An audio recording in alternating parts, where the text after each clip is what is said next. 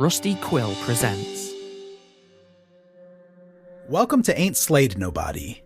This is an actual play podcast intended for adults, and may contain material that some people find disturbing.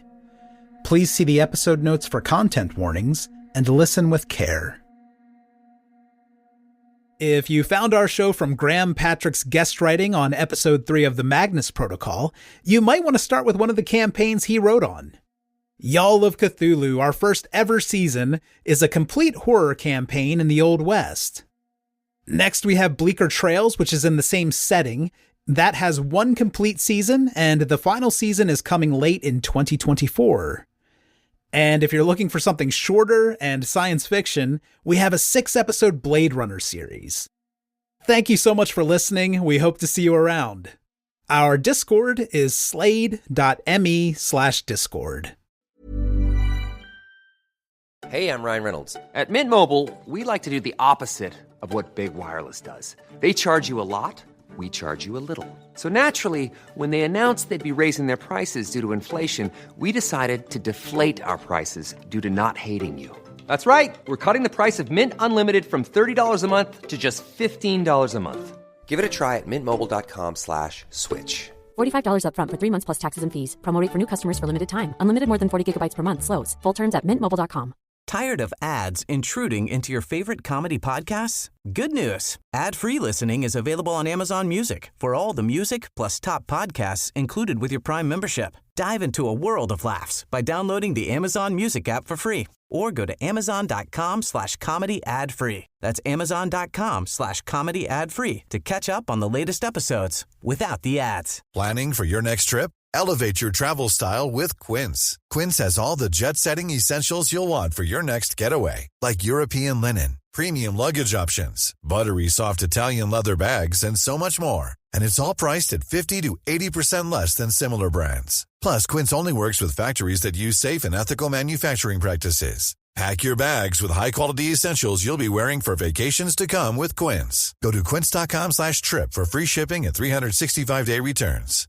The mamas, bonus moms, office moms, moms of moms. This Mother's Day, give back to the ones that have given us so much. 1-800-Flowers helps you celebrate all your amazing moms with handmade bouquets, sweet treats, gourmet food, and one-of-a-kind gifts. Ordered easily and delivered fresh. For a limited time, you can save up to 40% off Mother's Day bestsellers at 1-800-Flowers.com/ACAST. Don't wait. Order today and save up to 40% at 1-800-Flowers.com/ACAST. Natasha, you hit a 6. You were laying, I believe, across this pier, right? You feel thumps on the wood that's separating the softness of your breasts and your belly from the water, and you can feel water splashing up. It feels like someone is walking upside down beneath this pier, which is impossible at this moment. But this is what you taste: salt water and fish in the back of your throat. And you look down as Buddy is pushing this father towards you with open arms, and you can see that there are creatures darting in and out of the water around this. Something is excited, something is agitated, something is highly interested. And Natasha, in this moment, you feel like your mother has just dragged you out of the corners of some auditorium and thrown you on stage without preparing you for the music, without preparing you for the audience, without preparing you at all. She just put you out there, and you know at this moment that you are being observed, you are being watched. There is one right decision, and if you fuck this up, you're gonna have to contend with her and potential failure. I think that she freezes for a moment because she has that idea, but then she is unsure of like, well, okay, what is the right thing? And then just like in the back of her mind, she imagines that she can hear her mother's voice saying, "Let him drown." She kind of like draws back a little bit and maybe like sits back on her knees so that the water and the men are a little bit obscured by the edge of the pier. And when one of these creatures that you can't quite tell what it is, how it is, grabs this man by his ankle and begins pulling him down, how do you feel watching a person drown? I think that she is extremely practiced at recognizing when an overwhelming human emotion is bubbling up. Usually it's fear or sadness or pain. And she locks it down and kind of like her demeanor, she has this completely flattened affect. She's completely still. It's unnatural almost to look at her, but she makes herself numb, just completely numbs herself out. Wow, you completely hit the manual override on your flight or fight. You just numb out. It's like an internal flight. It's like she lets her mind flee. Yeah. Buddy, you're in the water right now. You were pushing this father towards the pier, and something yoinked him out of your grasp and is pulling him straight down. Yeah, I think maybe I was distracted for a moment, kind of reaching for a support, thinking I was going to climb out as he's pulled out. And then at that moment, he's pulled down. Straight down, out of your grasp. I think I take a second just to give like an exasperated look to nobody who's always watching. And then I dive back down to see if I can find him. Oh, no. Yep, Buddy's a good guy. Buddy is an absolutely good guy. I want to peer back over the edge, like right as there's no one. Yeah, you come in, it's just no one. Buddy, you dive back down and you look and you search, and the waters are murky. You see debris, you see fish. You don't see any of these creatures that Natasha saw. But you're starting to get that discomfort in your chest where your lungs are reminding you, hey, I can only do this for so long. You don't see him.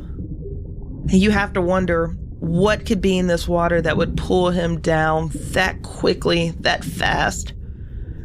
Whatever it is, you're in the water with it. I think he might go up for breath 2 or 3 times, but then he realizes that, he's drowned. He was in here before I was. And he hasn't come up one time. I think at that point, if everyone on the pier is distracted, he's just going to find a beam, one of the support pillars, and climb out. Okay. Should I roll insight for... I feel like you should roll insight every time you want to roll insight. For that guy drowning? On your watch. The realization of, oh, he's dead? I rolled a 1 again. Oh my gosh. You're just cool. You're chill. That's with amazing. This. Yeah. Mm-hmm. Speaking of cool, I think when Buddy pulls himself out because he's shirtless right now. Oh my God. The other people are going to notice that he has this really elaborate tentacles tattoo. Of course.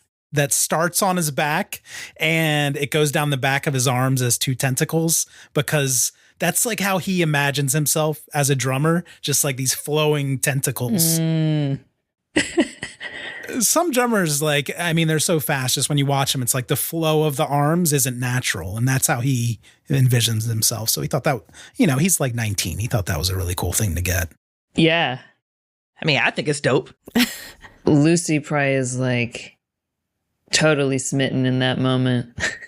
And he's embarrassed because he fell in front of Lucy, so he can't read the look. Yeah. Yeah, well, to be honest, her smitten look is still like a deer in headlights and like full of fear. So fair, yeah. These 2 sweeties. Oh, goodness. Okay. It's okay. We'll ruin them together. It's a love story, Bridgett, okay? Oh, yeah. If we need to bring it back, there's a moment where Lucy looks down at the waters now that are still again. Mom? And just shakes it off and, are you okay? No, that man, I think he drowned. I really tried to help him. I think he was drowning before he went in. I'm sorry, what? I think he was already drowning. I know it doesn't make sense, but the water, it wouldn't stop. No. Yeah, that doesn't make sense. His daughter pushed him in. I know, I don't know. And I look back, is she I don't know. I don't know why I expect her to just have poofed out of existence. Is the daughter still around? Yeah. And you know what she's done when you turn over? She's picked up her violin. She's begun to play again. And you remember. I can't play while he's drowning. Yeah, I think he's gone. I think he's done existing. I don't know if what you think comes next. I don't even know your name. Buddy. Hi, I'm Lucy, and this was terrible. We should take this girl to those officers, I think. I think she's okay. I think she just wants to play. Buddy's so confused. It's like this isn't even happening because no one else is paying attention, right? No. Nope. It's weird. It's not that they don't see you at all. It's just they're not engaging with whatever experience that you're engaging with. Where's Tasha? Maybe while you two were talking, she evened out a little bit. She stood up off the pier. She straightened her. She's kind of like brushing herself off. And then if she can overhear that last little bit, almost casually, without really making eye contact with either one of you, she'll say, maybe it's a test. Oh. And at that point, Marisol chimes in. A test for what? You don't know how long the three of you have been on camera with her. You don't know what she's seen or what her experience is. She doesn't seem to be alarmed or upset or traumatized or has that 1,000-yard stare like you guys do, but she is dialed in on Natasha. A test for what? I think Natasha just kind of stares at her for an uncomfortably long time, and then she'll say, "Who are you?" You can see her jaw twitch. And you recognize that she is irate. That either you don't know who she is, or you had the audacity to challenge her with that type of a question. One of the two ways, and she's pissed. She says, "We'll make this short and easy, Natasha." Please call me Tasha. Natasha is my mother. And she gives you a grin. I saw your mother. That was very kind of her to see you off. She must be very proud. Do you have a question for me, or? I do, actually, as a matter of fact. Are you aware of the Miskatonic Shoreside Conservatory student expulsion policy? I am. Care to share your thoughts on such a policy? Not really. Follow-up question. Are you aware that students who are expelled are blackballed in the industry? I can give you some names if you'd like the receipts. I don't need them. That doesn't really concern me. Because you believe you're above expulsion? I don't know if above is the right word. What is the right word, Tasha? Vulnerable to. I don't believe that I'm vulnerable to expulsion. You know, it's very interesting. I was looking through some of the historical articles and interviews that your mother conducted. She made that exact same statement in an interview with, was that Providence 10 TV in 2020, perhaps? Sounds like that was embedded deep. I don't know if she would pick up on this, but like there is something about the way that Tasha's like interacting with this person that where she doesn't even, she's not registering this as another human almost. Like this is like a trial that she has to get through almost. And so she's again just pretty locked down, especially because there's like the residual like just keep it together from the drowning incident. So I think that she's just like unnaturally still and unmoved by any of these questions. Couple more questions while I have your time. I understand that your ferry departs very soon, if you don't mind. I do mind. Good. I'll move forward. Are you aware of the active Reddit thread that is going on with your fellow student Lucy Bridges in regards to some of her abstract art? I think this kind of piques her curiosity because now we're talking about the competition. I'm not. What is the point of the article or thread? Oh, it's very interesting. I should show you. We just don't have much time. And it doesn't appear that you're able to give me any additional insight. Huh. And then she just stares at you. Are Buddy and Lucy just like standing on the set, like watching this go down? I'm imagining that there's like these two women are just like it's a battle of wills almost. Yeah. That there's like maybe there's like actual like heat kind of developing in between them where their like wills are like rubbing up against each other. You know, like the friction of it. Yeah, and I think as Lucy hears her name, it's like if she could get any smaller, she does, and she like sort of sidles like behind Buddy. And just sort of, you know, whispers, not everyone understands. Tasha is going to clock that a little bit and just like, you can't, the intention is unreadable, but she will move her body a little bit so she is now like fully in between where, what was her name? Sorry. Oh, Marisol. Marisol. Oh, sorry. Who is this person? She's fully between Marisol and Buddy and Lucy behind her. So it's just like, it is like she wants all of Marisol's attention on her. Mm-hmm.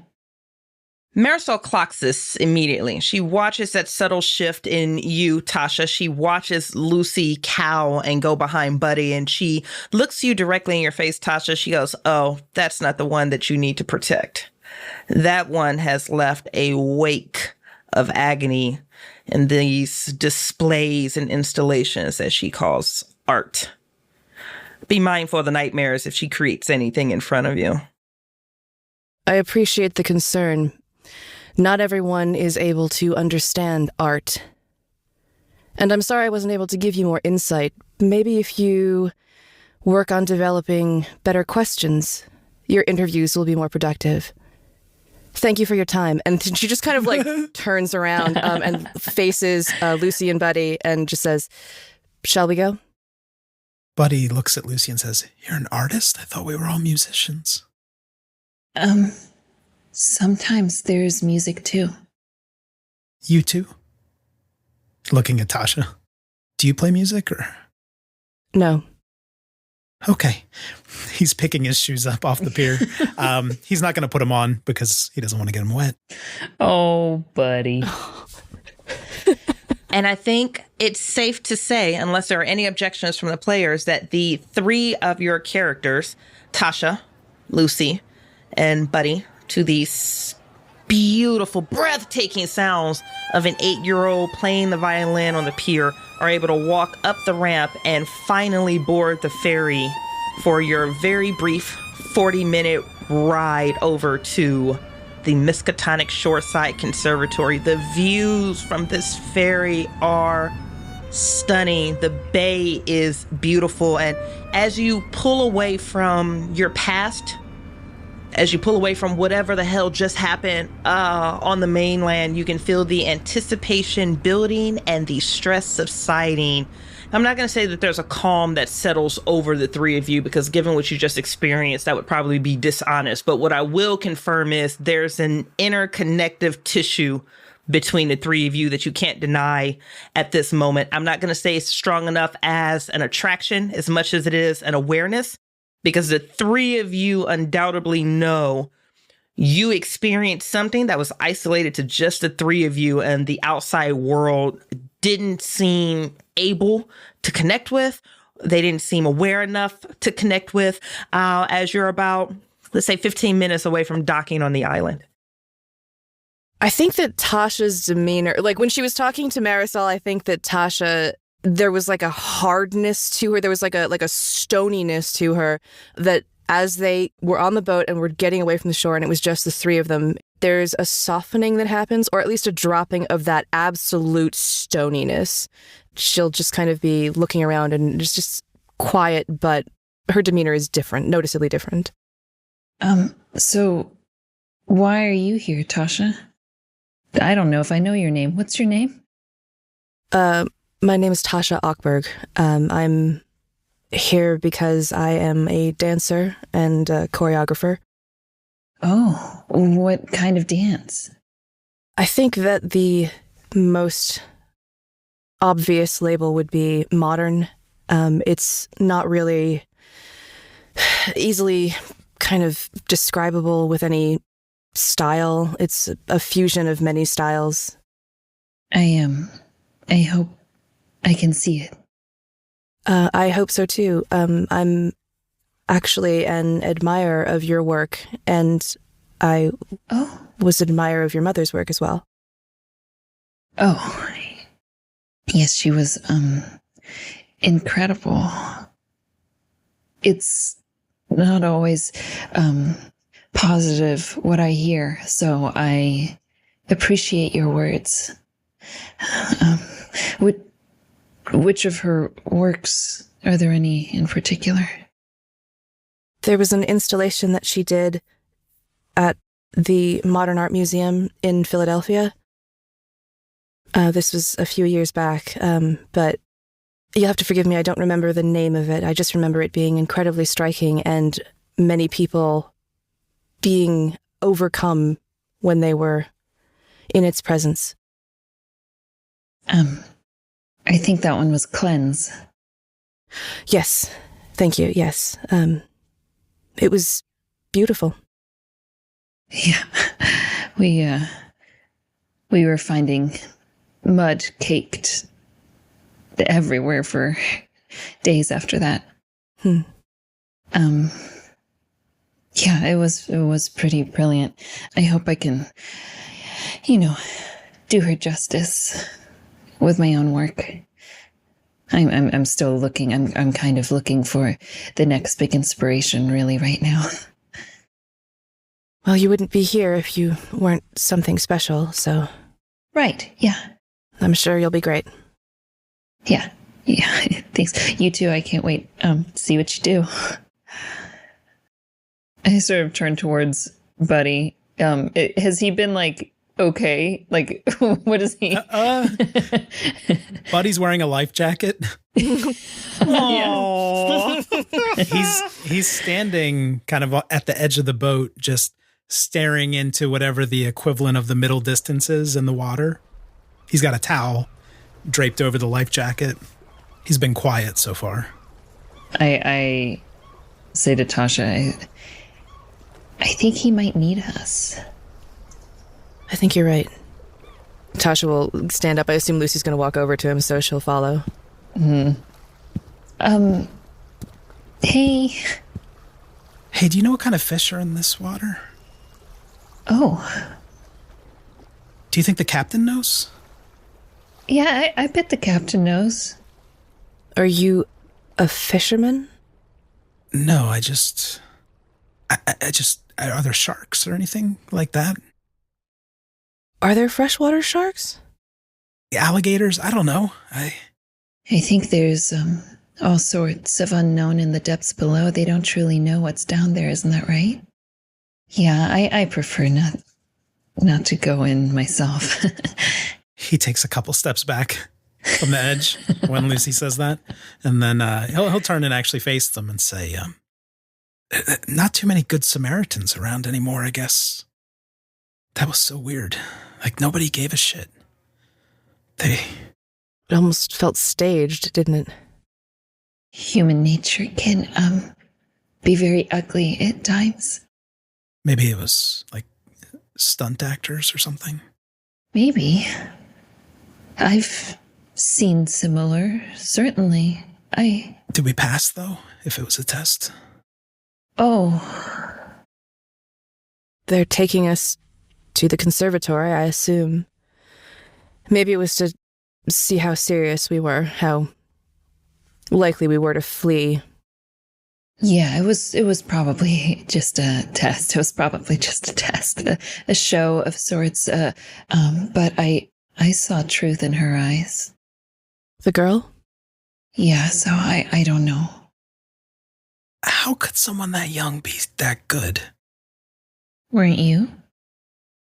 No, I think I didn't even pick up a pair of drumsticks until I was 7 years old. I mean, I've probably practiced for 3 lifetimes by now, but I mean, she was so young, right? What is good? I mean, I don't even think I could describe the sound she made come out of that thing. We did hear it. Made me feel like a fraud. I mean, I'm fast, but I can't stir emotion like that. Well, that's even more sign that it was something planned, right? Why would a prodigy be sitting on a dock outside of a creative conservatory like this? She's probably a student. Yeah, maybe. I didn't know they took students that young, but... Well, if that's the type of student that comes out of here, I guess I'm glad I signed up. You both, you signed up of your own choice? How else would we do it? When you ask that, Tasha gets a look on her face. Yeah. Like she's thinking for a minute. Yes. I'm here because I want to be here. I'm here.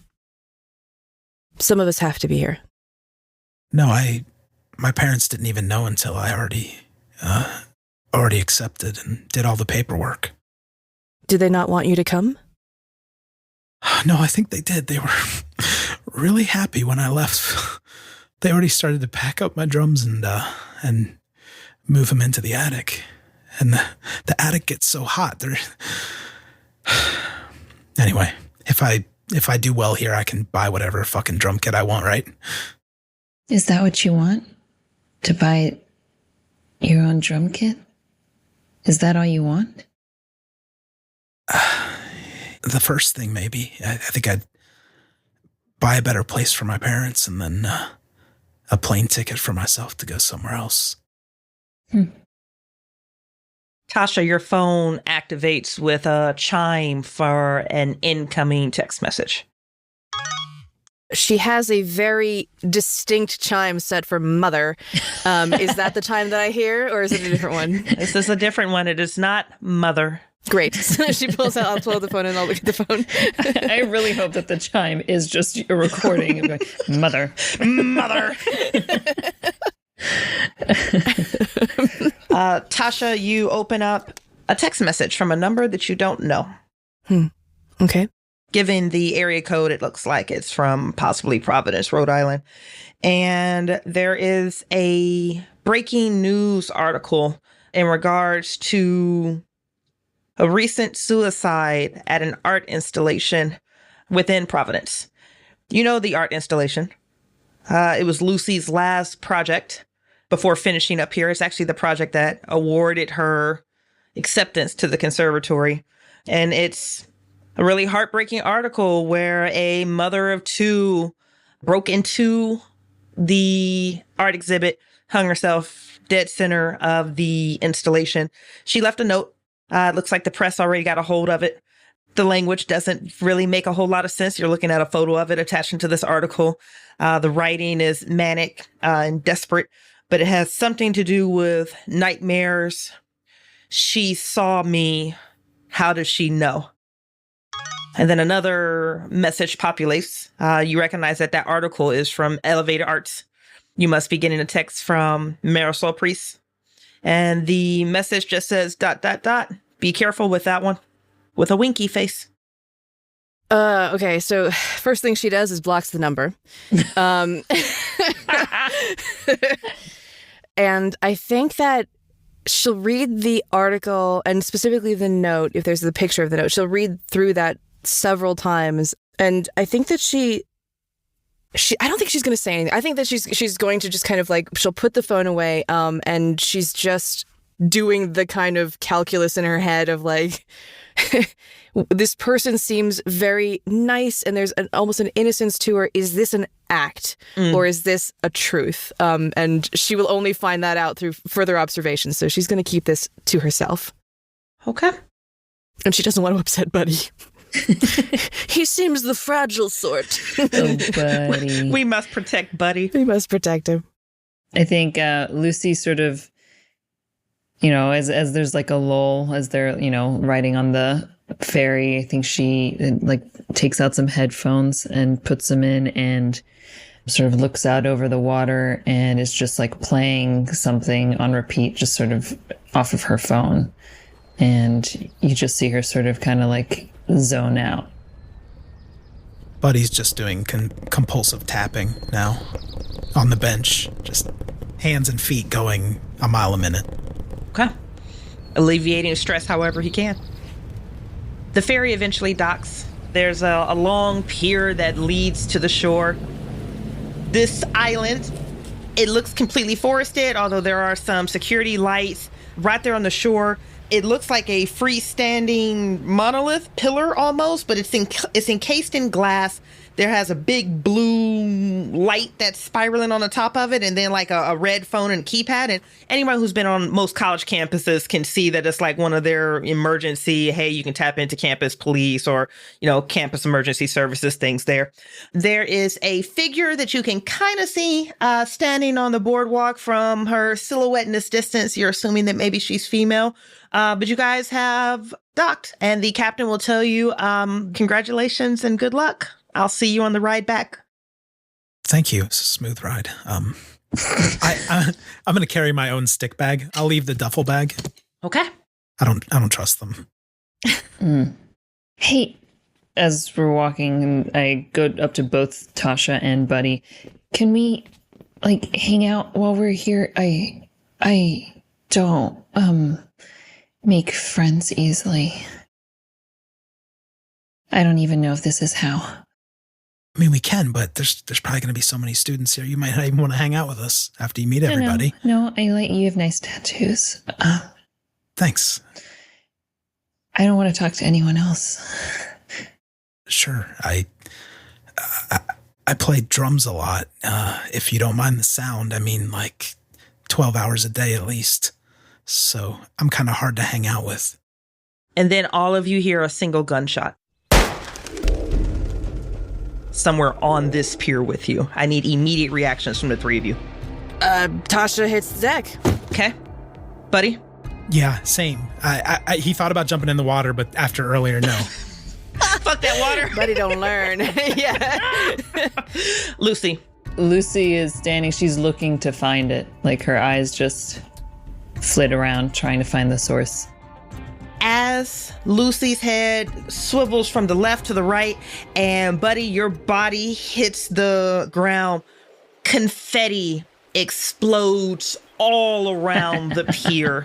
Purple and silver confetti from these motion-activated confetti bombs just explode around you, and the three of you are covered in a sheet of glitter as the same multicolored balloons are released from somewhere beneath this pier and swarm up around you.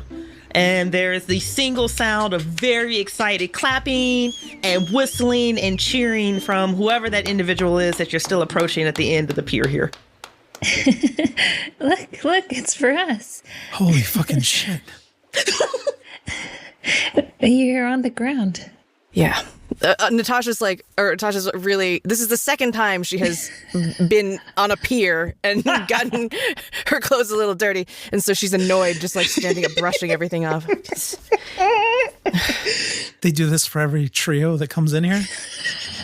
Jesus. Maybe we're special. No, I think they do it for everyone.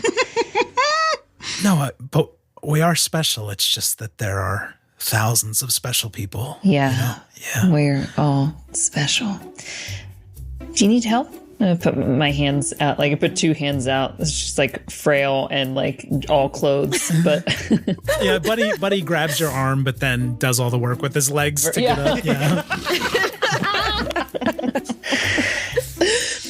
And quickly cutting through the mist, the fog of falling confetti, you see a black woman that's about 5'10". She has a fair complexion. Her hair is gorgeously designed in these super fresh box braids that are multicolored. It's the brown with the blonde with some weird red specks in it. And it's tied up into a fun bun. She's wearing what you would imagine like school camp clothes, like the khaki shorts. And then like there's a radiance about this woman. She is smiling with a level of joy and sincerity that you don't believe could be faked.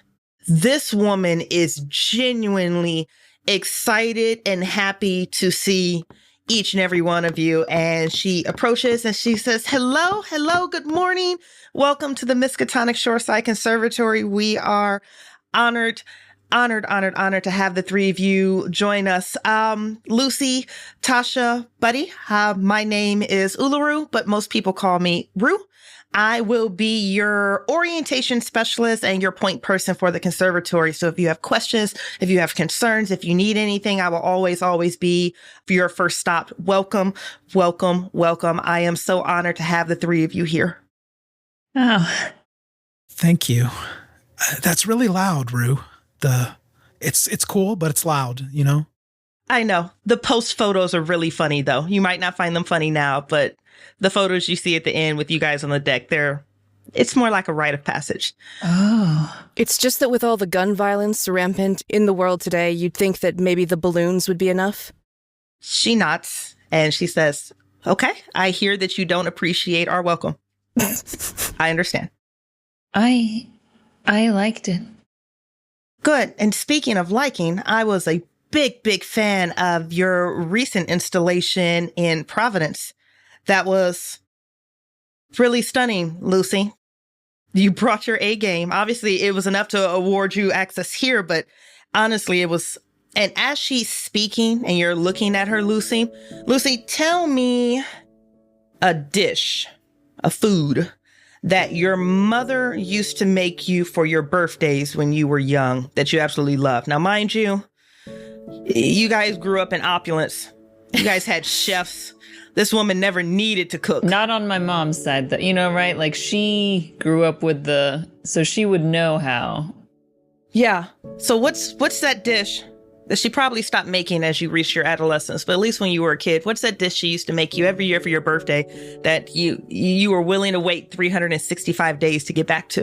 Mm-hmm. And in fact, she would insist, even though my father would say, just let the chefs do it, she would insist that she needed to make this for me.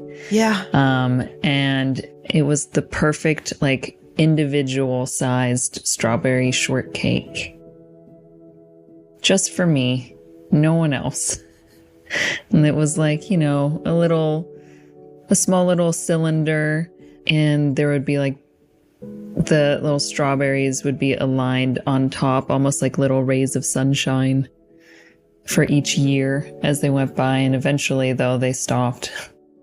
And I missed those and the strawberries so much. Lucy, you're being spoken to by Rue. Rue is making very specific compliments about your art installation in Providence. I mean, it's not just, oh, it was nice, like you hear, oh, it was disturbing. Like, she's making very calculated, specific, comparative compliments in regards to your installation. And as she approaches you, you're not quite sure if it's the shampoo she's using or the body lotion. You smell fresh picked strawberries, and you smell sugar, and you smell that softened butter smell that would come when your mother was softening the butter for the strawberry shortcakes.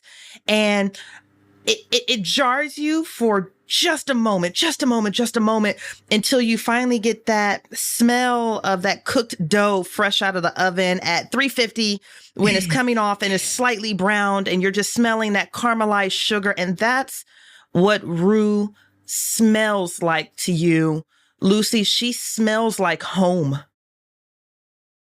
Oh.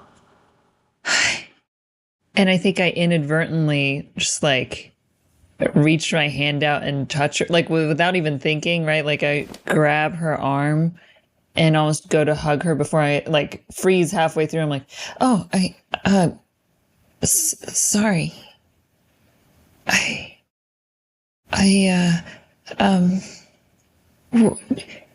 It's okay. It's okay. For what it's worth, Lucy, you'll never be alone again. Okay? Okay. And she reaches out to you and she just very gently brushes your cheeks with the back of her hand.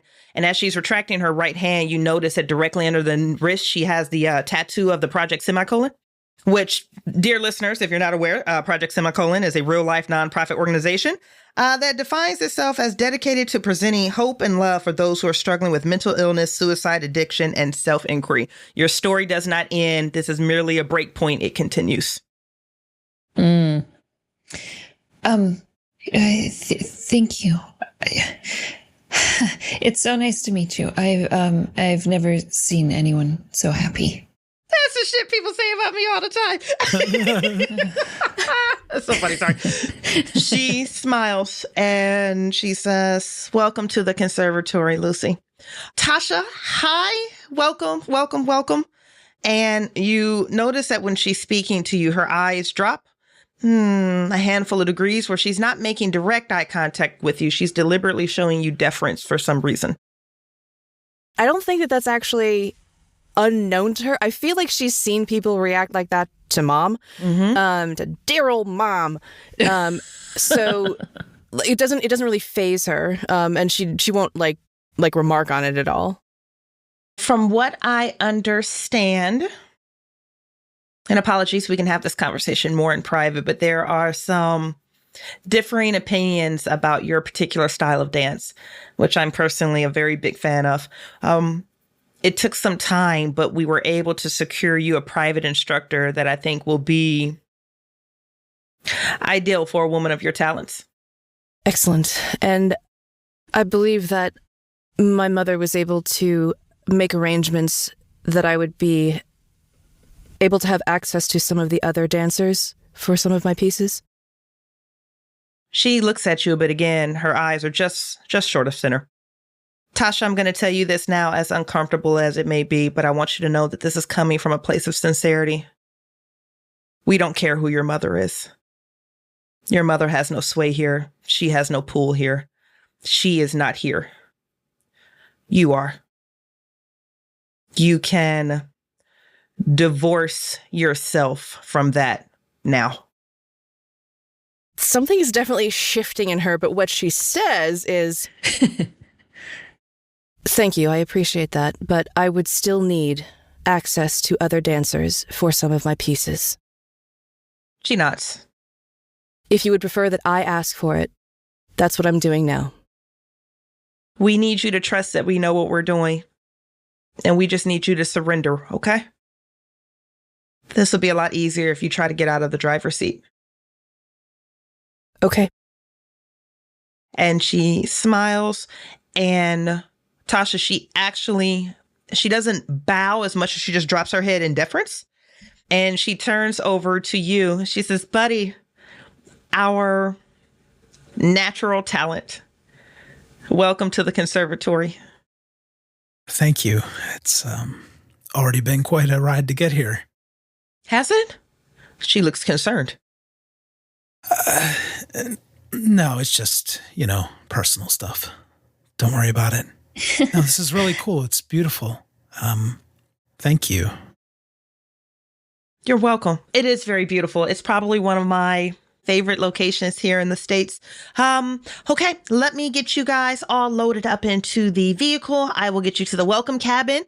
We will go over some of the rules and the introductories, and then you will have a day to explore before classes begin on Monday. And Buddy, as she is speaking and as she's moving and you're looking at her hand mannerisms and just, the tone of her voice, she reminds you of a girl that you loved when you were living on the streets. And I'm saying that you loved very loosely because child love can be anywhere from God knows what to God knows what. But there was a girl who was also homeless on the streets with you, who doesn't look like Rue by any means, but speaks in a similar way, moves in a similar way, just has a similar aura about her. I would love for you to tee us up a scene anywhere during this time with you and whomever this girl is or was.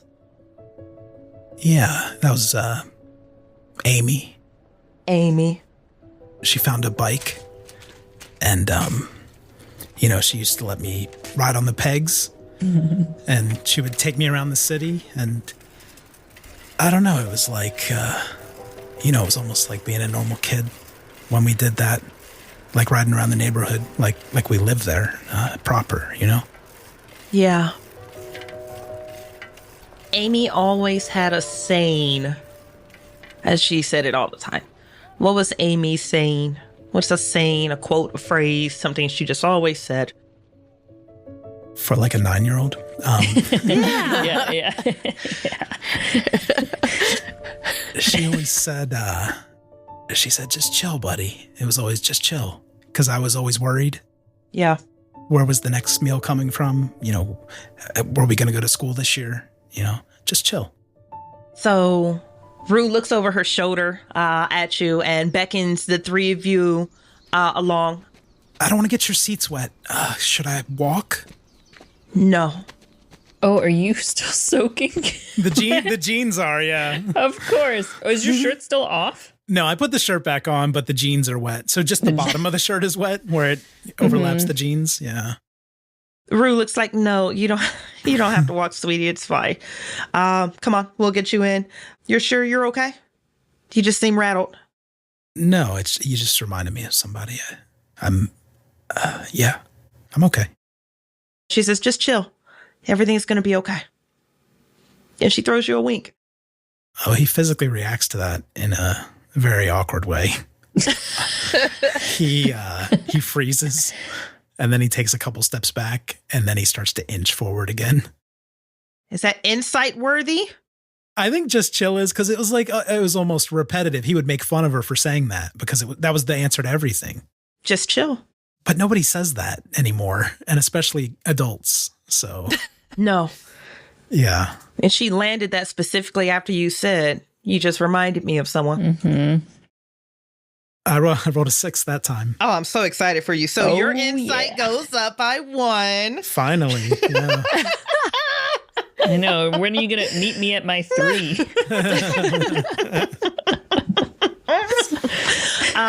Buddy, you take 2 steps back and you take 1 step forward, and suddenly the beach is at night. Everything around you looks to be nocturnal. A gorgeous white moon hangs in the sky. The waters are lapping with like crisp flecks of silver that seem to be jumping off of it.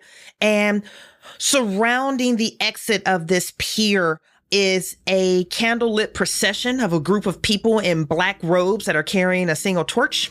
And standing directly in front of you, Lucy is out of view. Tasha isn't here. You don't even know if these people are real or if they exist because your reality has been blurring so badly. And standing in front of you is Rue. She has the hood of her cloak pulled down, and she steps forward to you just as you are making that step forward before your reality shifted.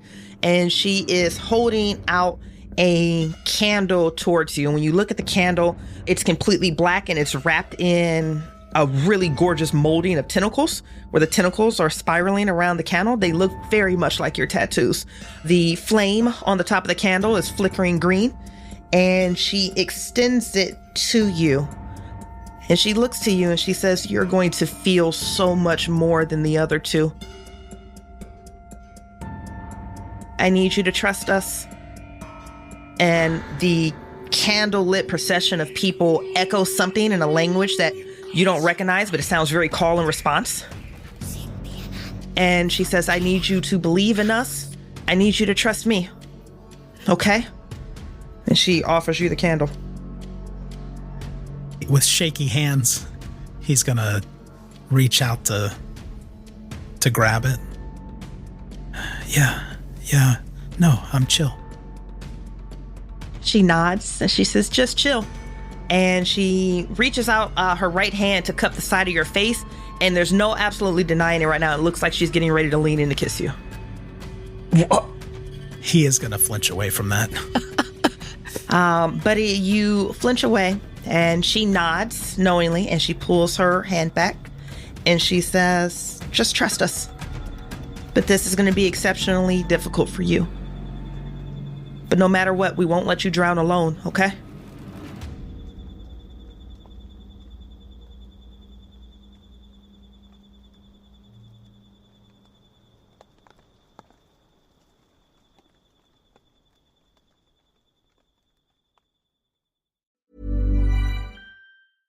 Now on Broadway, An Enemy of the People is a New York Times critic's pick. Jeremy Strong is one of the great actors of his generation, hails the Chicago Tribune. In a performance the Wall Street Journal praises as powerfully affecting and bitterly funny. Michael Imperioli sets off sparks, cheers the Hollywood Reporter. Victoria Pedretti is luminous, raves variety. From director Sam Gold and playwright Amy Herzog, An Enemy of the People is urgent, electrifying, and haunting, declares USA Today. An Enemy of the People, on Broadway through June 16th only. Hi, I'm Daniel, founder of Pretty Litter. Did you know cats tend to hide symptoms of sickness and pain? I learned this the hard way after losing my cat, Gingy. So I created Pretty Litter, a health monitoring litter that helps detect early signs of illness by changing colors, saving you money and potentially your cat's life. Pretty Litter is veterinarian developed, and it's the easiest way to keep tabs on your fur baby's health right at home. Go to prettylitter.com and use code ACAST for 20% off your first order and a free cat toy. Terms and conditions apply. See site for details. Tired of ads intruding into your favorite comedy podcasts?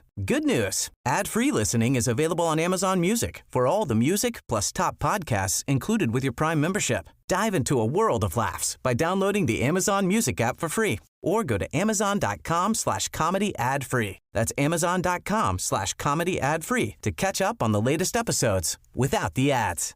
The mamas, bonus moms, office moms, moms of moms. This Mother's Day, give back to the ones that have given us so much. 1-800-Flowers helps you celebrate all your amazing moms with handmade bouquets, sweet treats, gourmet food, and one-of-a-kind gifts. Ordered easily and delivered fresh. For a limited time, you can save up to 40% off Mother's Day bestsellers at 1-800-Flowers.com/ACAST. Don't wait. Order today and save up to 40% at 1-800-Flowers.com/ACAST.